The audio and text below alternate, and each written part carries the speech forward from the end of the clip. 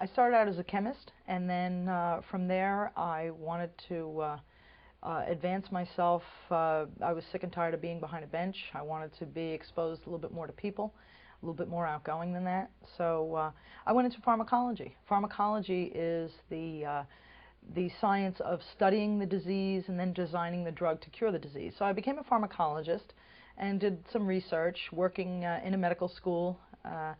And then one of the residents there said, "Why don't you go to medical school?" And I said, "No, I'm not smart enough for that." And they said, "What, are you kidding? Your major is the toughest course in medical school."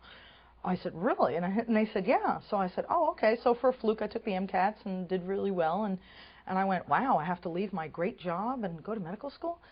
So I did, and here I am, a doctor.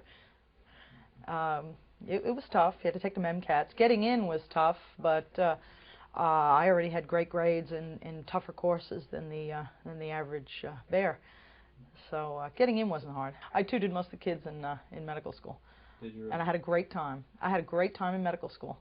You know, once you're a pharmacologist and the toughest course is your major, you can tutor everyone. I was a chemist beforehand, so chemistry and pharmacology. I tutored a lot of the kids, and I just had a great time.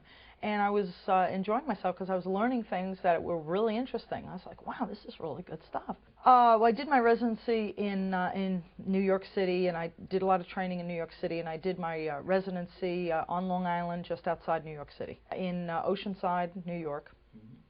Oh, I was on the trauma team during residency, and then I moonlighted in the emergency room, and I was interested in trauma and the high pace.